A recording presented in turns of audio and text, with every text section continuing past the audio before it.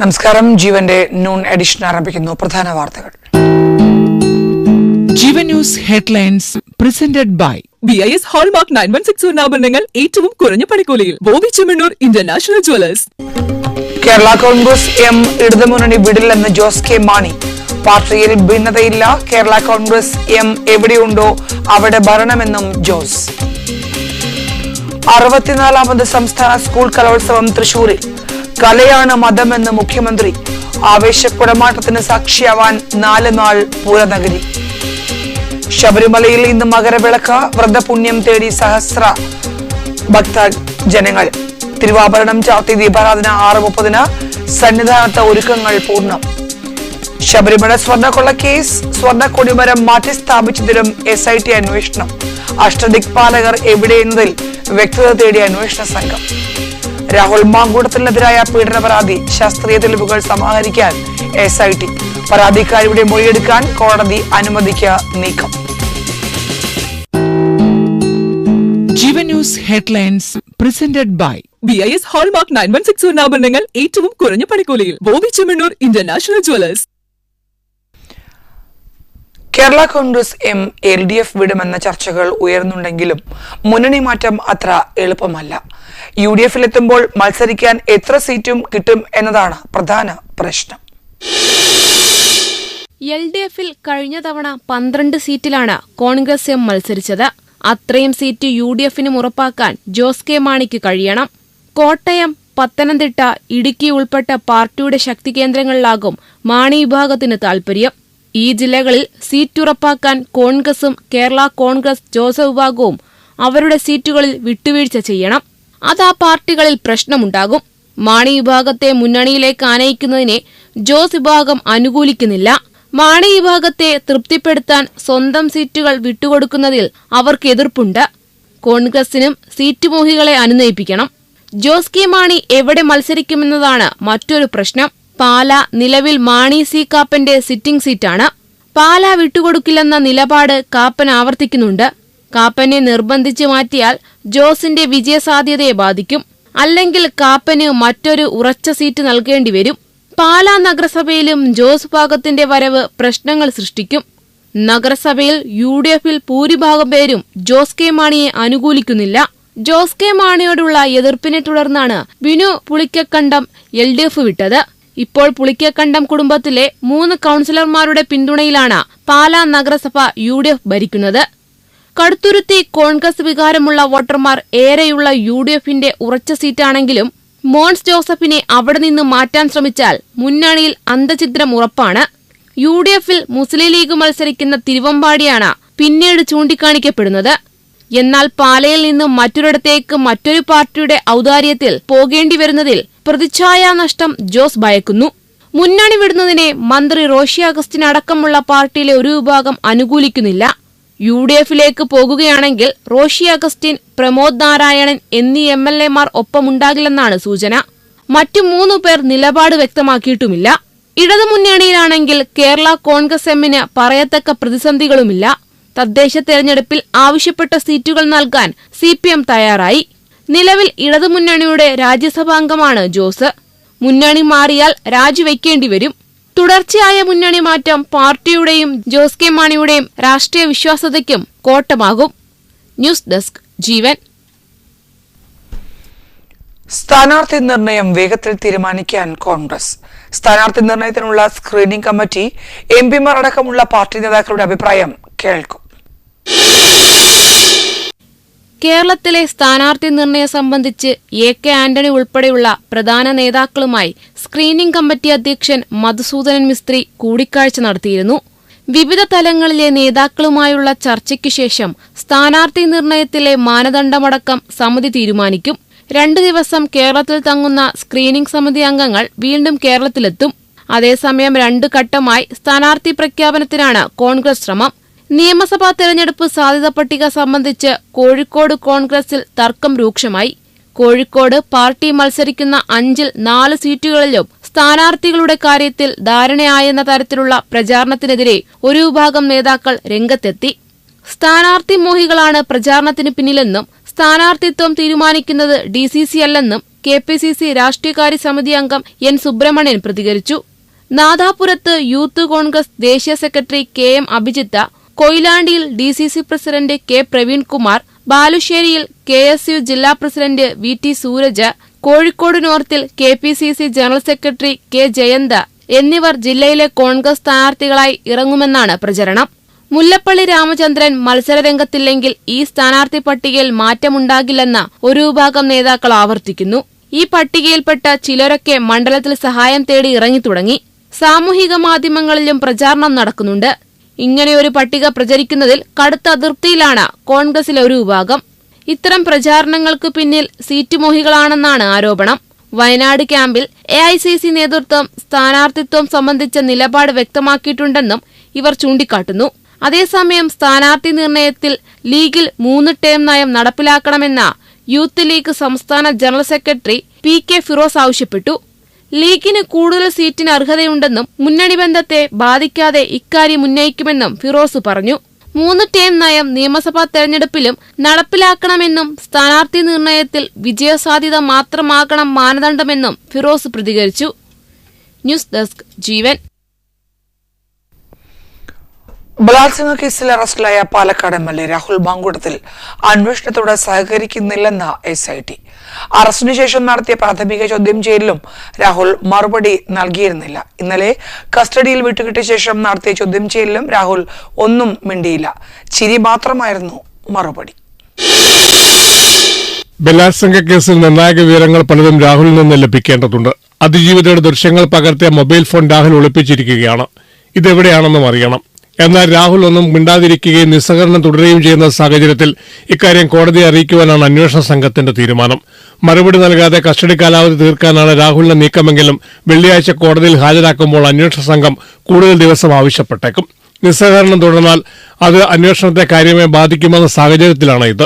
കേസിൽ രാഹുലിനെ വിശദമായി ചോദ്യം ചെയ്യാനാണ് അന്വേഷണ സംഘത്തിന്റെ തീരുമാനം. അതേസമയം കേസിൽ രാഹുലിന്റെ ആദ്യ തെളിവെടുപ്പ് പൂർത്തിയായി. പരാതിക്കാരിയെ ബലാത്സംഗം ചെയ്ത തിരുവല്ലയിലെ ക്ലബ് 7 ഹോട്ടലിലെത്തിച്ചാണ് തെളിവെടുത്തത്. 20 മിനിറ്റ് മാത്രമായിരുന്നു ഇവിടെ തെളിവെടുപ്പ്. ഹോട്ടലിലെ 2ാമത്തെ നിലയിലെ 408 നമ്പർ മുറിയിലായിരുന്നു തെളിവെടുപ്പ്. തെളിവെടുപ്പിന് ശേഷം മാധ്യമങ്ങളോട് പ്രതികരിക്കാൻ രാഹുൽ തയ്യാറായില്ല. എന്തെങ്കിലും പറയാനുണ്ടോ എന്ന് മാധ്യമപ്രവർത്തകർ ആവർത്തിച്ച് ചോദിച്ചെങ്കിലും രാഹുൽ പ്രതികരിച്ചില്ല. തെളിവെടുപ്പിന് ശേഷം രാഹുലുമായി SIT സംഘം AR ക്യാമ്പിലേക്ക് മടങ്ങി. പുലർച്ചെ 5:45 രാഹുലുമായി പത്തനംതിട്ട AR ക്യാമ്പിൽ നിന്ന് പുറപ്പെട്ട SIT സംഘം 6:30 തിരുവല്ലയിലെ ഹോട്ടലിലെത്തുകയും 7 മണിക്ക് മുൻപ് മടങ്ങുകയും ചെയ്തു. പാലക്കാട്ടേക്ക് കൂടി തെളിവെടുപ്പിന് കൊണ്ടുപോകണമെന്ന ആവശ്യം SIT ഉന്നയിച്ചിരുന്നു. എന്നാൽ 3 ദിവസത്തെ കസ്റ്റഡിയാണ് അന്വേഷണ സംഘത്തിന് കോടതി അനുവദിച്ചത്. പത്തനംതിട്ട സ്വദേശിനിയുടെ പരാതിയിൽ ഈ മാസം 11-നാണ് രാഹുലിനെ പാലക്കാട്ടെ KPM ഹോട്ടലിലെത്തി പോലീസ് കസ്റ്റഡിയിലെടുത്തത്. ന്യൂസ് ഡെസ്ക് ജീവൻ. രാഹുൽ മാങ്കൂട്ടത്തിലിന്റെ അറസ്റ്റിലേക്ക് നയിച്ച 3ാം പീഡന പരാതി നൽകിയ വിദേശത്തുള്ള യുവതിയുടെ രഹസ്യമൊഴിയെടുക്കാൻ അന്വേഷണ സംഘം. രാഹുൽ മാങ്കൂട്ടത്തിൽ നിന്ന് പിടിച്ചെടുത്ത 2 ഫോണുകളും സാങ്കേതിക സംവിധാനം ഉപയോഗിച്ച് തുറക്കാനും SIT ശ്രമം ആരംഭിച്ചു. രാഹുൽ മാങ്കൂട്ടത്തിനെതിരെ പീഡന പരാതി ഉന്നയിച്ച യുവതി കഴിയുന്ന വിദേശ രാജ്യത്തെ ഇന്ത്യൻ എംബസി വഴി വീഡിയോ കോൺഫറൻസിലൂടെ രഹസ്യമൊഴി എടുക്കുവാനാണ് SIT നടപടി ആരംഭിച്ചിരിക്കുന്നത്. ഇതിനായി തിങ്കളാഴ്ച ഹൈക്കോടതിയുടെ അനുമതി തേടും. ഇതുമായി ബന്ധപ്പെട്ട് SP പൂങ്കുഴലി യുവതിയുമായി ഫോണിൽ സംസാരിച്ചു. അതേസമയം രാഹുൽ മാങ്കൂട്ടത്തിൽ നിന്ന് പിടിച്ചെടുത്ത 2 ഫോണുകളും സാങ്കേതിക സംവിധാനം ഉപയോഗിച്ച് തുറക്കാനാണ് SIT ശ്രമം. ഫോണിലെ മുഴുവൻ ഫയലുകളും പകർത്താൻ 2 TBയുടെ ഹാർഡ് ഡിസ്കുകൾ SIT സംഘം വാങ്ങി.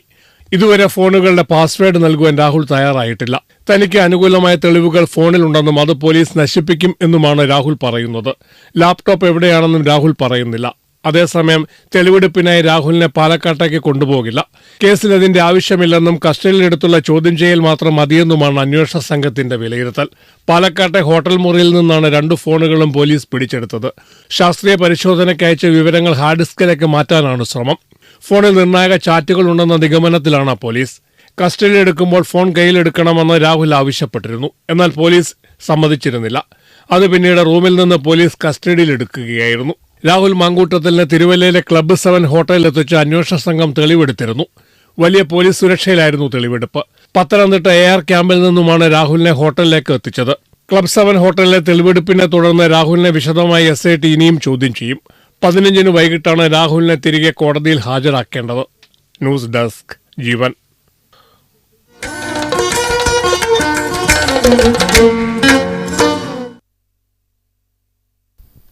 തൃശൂരിൽ 64ാമത് കേരള സ്കൂൾ കലോത്സവത്തിന് തിരിതെളിഞ്ഞു. മുഖ്യമന്ത്രി പിണറായി വിജയൻ ഉദ്ഘാടനം നിർവഹിച്ചു.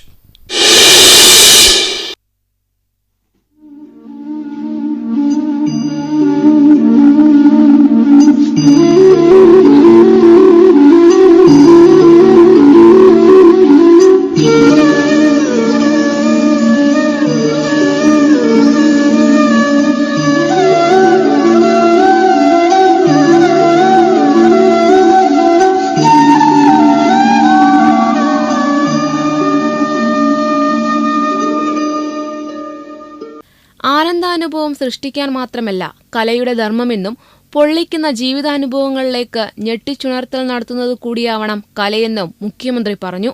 കലാകാരന്മാരെ മതത്തിന്റെ കണ്ണിലൂടെ കാണരുത്, കലയാണ് അവരുടെ മതം. മനുഷ്യനെ തമ്മിലടുപ്പിക്കുന്ന എല്ലാ ചിദ്രാശയങ്ങളും തള്ളിക്കളയാനും എല്ലാവരെയും ഒന്നിപ്പിക്കുന്ന കല ഉയർത്തിപ്പിടിക്കാനും സാധിക്കണമെന്നും കലാമേളകളിൽ പങ്കെടുക്കുകയെന്നതാണ് പ്രധാനമെന്നും മുഖ്യമന്ത്രി പറഞ്ഞു. സാമൂഹ്യ വ്യവസ്ഥിതി പൊളിച്ചെഴുതുന്നതിൽ കല വഹിച്ചിട്ടുള്ള പങ്ക് ചരിത്രത്തിൽ നിന്ന് നമുക്ക് മനസ്സിലാക്കാനാവും. ആദിമകാലം മുതൽ മനുഷ്യർ കലാപ്രവർത്തനത്തിൽ ഏർപ്പെട്ടിട്ടുണ്ട്. അത് മത്സരത്തിനോ സമ്മാനത്തിനോ വേണ്ടിയായിരുന്നില്ല. ഉള്ളിലെ കഴിവ് സ്വയം അറിയാതെ ആവിഷ്കരിക്കുകയായിരുന്നു. അങ്ങനെയാണ് പ്രാചീന ഗുഹാചിത്രങ്ങളുണ്ടായത്. നാടൻ പാട്ടുകളും നാടൻ കലകളും ഉണ്ടായത്. ജൂറിയുടെ തീരുമാനത്തെ അതേ കണ്ണിൽ കാണണമെന്നും ഒരാൾക്ക് നല്ലതെന്ന് തോന്നുന്നത് മറ്റൊരാൾക്ക് നല്ലതെന്ന് തോന്നാതിരിക്കാമെന്നും മുഖ്യമന്ത്രി പറഞ്ഞു. കലോത്സവത്തിന്റെ ഉദ്ഘാടനത്തിന് മുന്നോടിയായി പാണ്ടിമേളം നടന്നു.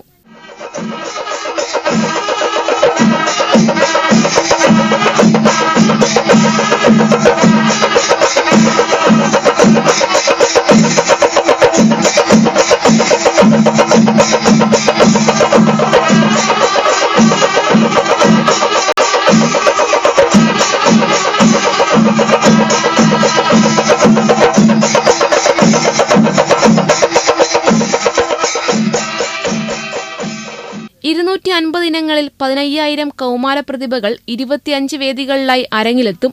മന്ത്രിമാരായ വി ശിവൻകുട്ടി, കെ രാജൻ, ആർ ബിന്ദു, കേന്ദ്രമന്ത്രി സുരേഷ് ഗോപി തുടങ്ങിയവർ ചടങ്ങിൽ പങ്കെടുത്തു. News desk Jeevan. സംസ്ഥാന സ്കൂൾ കലോത്സവത്തിനോടനുബന്ധിച്ചുള്ള ഭക്ഷണപ്പുര സജീവമായി. പൊതുവിദ്യാഭ്യാസ മന്ത്രി വി ശിവൻകുട്ടി കലവറ നിറയ്ക്കൽ ഉദ്ഘാടനം ചെയ്തു.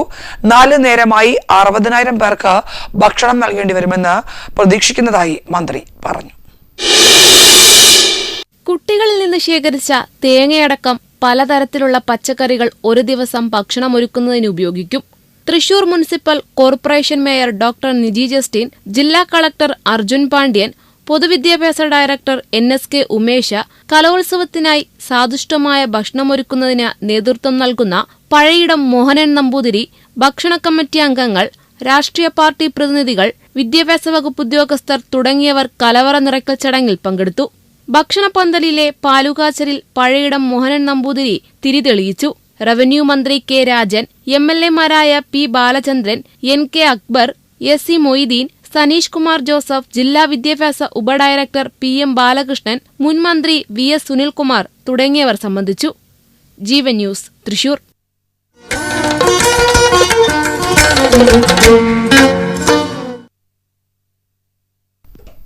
ശബരിമലയിൽ മകരവിളക്ക് ദർശനവും മകരസംക്രമ പൂജയും ഇന്ന്.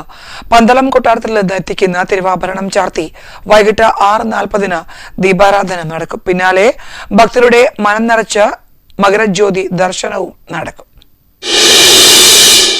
അയ്യപ്പന്മാർ നിറഞ്ഞതോടെ ഭക്തിപ്രഭയിലാണ് സന്നിധാനം. മകരജ്യോതി കാണാവുന്ന സ്ഥലങ്ങളിലെല്ലാം ഭക്തർ ഇടം പിടിച്ചു കഴിഞ്ഞു. പാണ്ടിത്താവളം, കൊപ്രക്കളം, അന്നദാന മണ്ഡപം, ഇൻസിനറേറ്റർ, ജലസംഭരണി എന്നിവിടങ്ങളിലാണ് ജ്യോതി കാണാൻ തീർത്ഥാടകർ പർണശാലകൾ കെട്ടിയിട്ടുള്ളത്. വൈകിട്ട് 6:40 തിരുവാഭരണം ചാർത്തിയുള്ള ദീപാരാധന.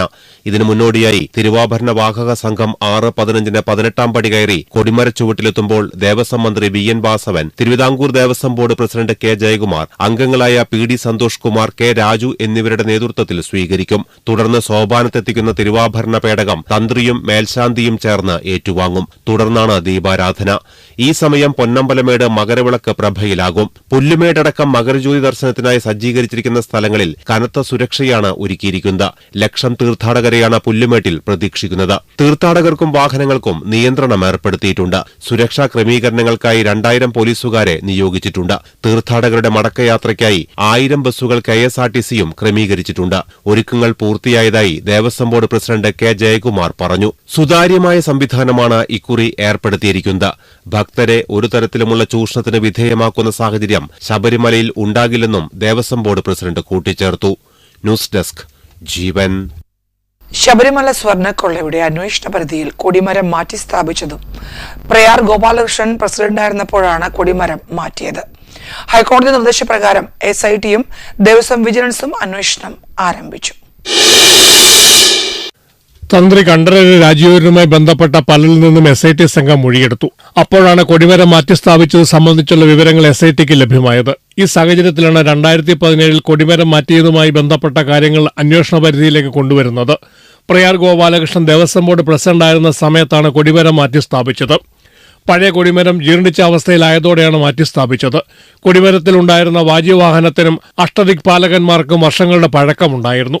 രാജാവിന്റെ കാലഘട്ടത്തിൽ സമ്മാനം ലഭിച്ചതാണെന്നാണ് രേഖകളിൽ പറയുന്നത്. കൊടിമരം മാറ്റി സ്ഥാപിക്കുമ്പോൾ ഈ വാജ്യവാഹനം തന്ത്രിയുടെ പക്കൽ ഏൽപ്പിച്ചു. എന്നാൽ ദേവസ്വം വിജിലൻസിന്റെ അന്വേഷണത്തിൽ അഷ്ടദിക്പാലകന്മാർ എവിടെയാണെന്ന കാര്യത്തിൽ വ്യക്തതയില്ല. പഴയ കൊടിമരത്തിൽ ഉണ്ടായിരുന്ന വാജ്യവാഹനം തന്ത്രി കണ്ഠരര് രാജീവരുടെ കൈവശം വെച്ചിരിക്കുകയായിരുന്നു. വർഷങ്ങൾ പഴക്കമുള്ള ശില്പമാണ് വാജ്യവാഹനം. 11 കിലോ തൂക്കം വരുന്ന പഞ്ചലോഹത്തിൽ സ്വർണം പൊതിഞ്ഞതാണ് ഇത്. 2017 ശബരിമലയിൽ ഉണ്ടായിരുന്ന വളരെ മൂല്യമായ വാജ്യവാഹനം തന്ത്രി വീട്ടിലേക്ക് കൊണ്ടുപോയത്. കട്ടിളപ്പാളി കേസിൽ തന്ത്രിയെ അറസ്റ്റ് ചെയ്തതിനു ശേഷം SIT സംഘം തന്ത്രിയുടെ വീട്ടിൽ റെയ്ഡിന് എത്തിയിരുന്നു. അവിടെ നിന്നാണ് വാജ്യവാഹനം കസ്റ്റഡിയിലെടുത്തത്. ന്യൂസ് ഡെസ്ക് ജീവൻ.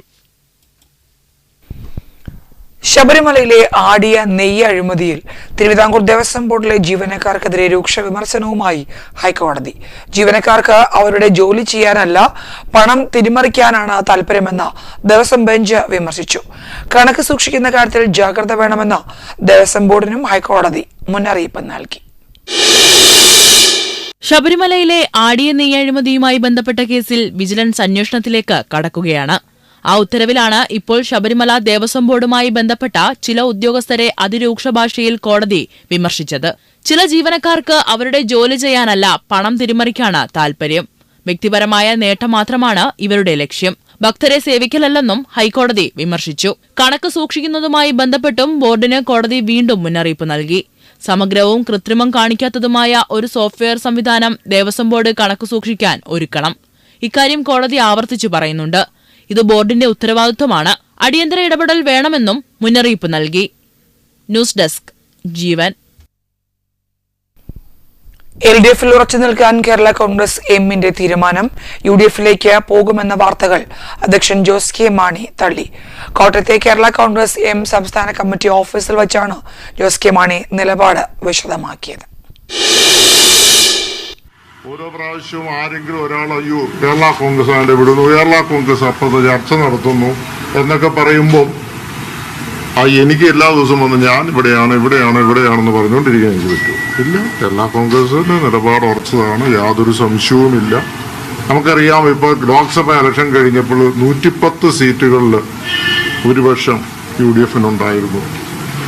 നിയമസഭാ മണ്ഡലങ്ങൾ ഇപ്പോൾ അത് 80 അപ്പോൾ തീർച്ചയായും അതുമായി ബന്ധപ്പെട്ട് വലിയ ആശങ്ക മറ്റ് സ്ഥലങ്ങളിൽ ഉണ്ടാകും. ബൈബിൾ വചനം ഉദ്ധരിച്ചുകൊണ്ടായിരുന്നു ജോസ് കെ മാണി സംസാരിച്ചു തുടങ്ങിയത്. ആരാണ് പാർട്ടിയുടെ മുന്നണി മാറ്റം സംബന്ധിച്ച് ചർച്ച ചെയ്യുന്നതെന്ന് ജോസ് കെ മാണി ചോദിച്ചു. മുന്നണി പരിപാടിയിൽ പങ്കെടുക്കാൻ പറ്റാതിരുന്ന സാഹചര്യവും അദ്ദേഹം വിശദീകരിച്ചു. കേരള കോൺഗ്രസ് എം എവിടെയുണ്ടോ അവിടെ ഭരണമുണ്ടാകുമെന്ന കാര്യം ഈ ചർച്ചകളിൽ നിന്ന് വ്യക്തമാണെന്നും ജോസ് പറഞ്ഞു. കേരള കോൺഗ്രസിന് ഒരു നിലപാടേയുള്ളൂ, അത് ഇടതുപക്ഷത്തിനൊപ്പമാണെന്ന് കൃത്യമായി പറഞ്ഞിട്ടുണ്ട്. പാർട്ടിയിൽ ഭിന്നതയില്ലെന്നും അദ്ദേഹം പറഞ്ഞു. ശക്തിയുള്ളതുകൊണ്ടാണ് ഞാൻ ഒറ്റ കാര്യം, കേരള കോൺഗ്രസ് എം എവിടെയുണ്ടോ അവിടെയായിരിക്കും ഭരണമുള്ളത്. ഞങ്ങൾക്ക് ശക്തിയുള്ളത് കൊണ്ട് തന്നെയാണ്. ഞങ്ങൾക്ക് ഒറ്റ നിലപാടേ ഉള്ളൂ. ആ നിലപാട് ഉറച്ചതാണ്. കേരള കോൺഗ്രസ് പാർട്ടി നേതൃത്വം ഏത് തീരുമാനമെടുക്കുന്നോ ആ തീരുമാനത്തിനോടൊപ്പം മുഴുവൻ 5 MLA-മാരും ഉണ്ടാകും. പാർട്ടിക്കകത്തൊരു ഭിന്നതയുണ്ടെന്ന് നിങ്ങൾക്ക് തോന്നുന്നുണ്ടോ? പാർട്ടി ഒരു തീരുമാനമെടുത്ത എല്ലാ 5 MLA-മാരും എല്ലാവരും അതിന്റെ കൂടെ നിൽക്കും. സംശയമുണ്ടോ? പാർട്ടി ഒരു തീരുമാനമെടുത്താൽ 5 MLA-മാരും കൂടെ നിൽക്കുമെന്ന് ജോസ് കെ മാണി വ്യക്തമാക്കി. കേരള കോൺഗ്രസ് 5 വർഷം മുൻപെടുത്ത നിലപാടിന് ഒരു മാറ്റവും വന്നിട്ടില്ല. ഞങ്ങളെ UDF പുറത്താക്കുകയാണ് ചെയ്തത്. അതിനുശേഷം ഇടതുപക്ഷത്തിനൊപ്പം ചേർന്ന് നിലപാടെടുത്തു. ആ നിലപാട് ഉറച്ചതാണ്. സഭ ഒരു കാരണവശാലും രാഷ്ട്രീയത്തിൽ ഇടപെടാറില്ലെന്നും അദ്ദേഹം പറഞ്ഞു. ന്യൂസ് ഡെസ്ക് ജീവൻ. പ്രതികൂല കാലാവസ്ഥയും കെട്ടിടം തകർന്നും ഗാസയിൽ 8 പലസ്തീനികൾ കൊല്ലപ്പെട്ടു. ഗാസയിലെ സ്ഥിതിഗതികൾ അങ്ങേയറ്റം ദുരിതപൂർണമെന്ന് UN ചൂണ്ടിക്കാട്ടി. ഇസ്രായേൽ ആക്രമണത്തിൽ 3 പേർ കൂടി കൊല്ലപ്പെട്ടു. കൊടും ശൈത്യം കാരണം ഒരു കുഞ്ഞുൾപ്പെടെ 4 പേർ മരിച്ചതായി ഗാസയിലെ സിവിൽ ഡിഫൻസ് വക്താവ് അറിയിച്ചു. ഗാസ സിറ്റിയിൽ കെട്ടിടം തകർന്ന് 15 വയസ്സുള്ള ഒരു പെൺകുട്ടി ഉൾപ്പെടെ 3 പേർ മരിച്ചു. ദുർബലമായ കൂടാരങ്ങളിൽ കഴിയുന്ന 10,000-കണക്കിന് ആളുകൾ വലിയ ദുരിതത്തിലാണ്. ആവശ്യമായ മാനുഷിക സഹായവും അഭയകേന്ദ്രങ്ങളിലേക്കുള്ള പ്രധാന സാധനങ്ങളും ഇസ്രയേൽ തടഞ്ഞതാണ് പ്രതിസന്ധി സങ്കീർണമാക്കിയത്. പ്രതികൂല കാലാവസ്ഥ കൂടിയായതോടെ ഗാസയിലെ മാനുഷിക ദുരന്തം പരിഹരിക്കാൻ കൂട്ടായ ഇടപെടൽ അനിവാര്യമാണെന്ന് UN secretary general Antonio Guterres പറഞ്ഞു. ഗാസയ്ക്ക് ആശ്വാസം നൽകുന്നതിൽ അന്താരാഷ്ട്ര സമൂഹം പരാജയപ്പെടുന്നത് ഏറെ ഖേദകരമാണെന്ന് ഹമാസ് പ്രസ്താവനയിൽ പറഞ്ഞു. യെല്ലോ ലൈൻ മറികടന്നുവെന്ന് ആരോപിച്ചാണ് ഇസ്രയേൽ സേന 3 പേരെ കൊലപ്പെടുത്തിയത്. അതേസമയം 2ാം-ഘട്ട വെടിനിർത്തൽ ചർച്ചയുമായി ബന്ധപ്പെട്ട ഖലീൽ അൽ ഹയ്യയുടെ നേതൃത്വത്തിലുള്ള ഹമാസ് സംഘം കെയ്റോയിലെത്തി. ഗാസയിൽ രൂപവത്കരിക്കുന്ന ഇടക്കാല ഭരണസമിതിയും ഇസ്രയേൽ സേനയുടെ പിന്മാറ്റവും സംബന്ധിച്ച് മധ്യസ്ഥ രാജ്യങ്ങളുമായി സംഘം ചർച്ച ചെയ്യുമെന്ന് ഹമാസ് അറിയിച്ചു. 2ാം ഘട്ടം ത്വരിതപ്പെടുത്താൻ എല്ലാ നടപടികളും തുടരുമെന്ന് മധ്യസ്ഥ രാജ്യമായ ഖത്തർ അറിയിച്ചു. ഇന്റർനാഷണൽ ഡെസ്ക് ജീവൻ.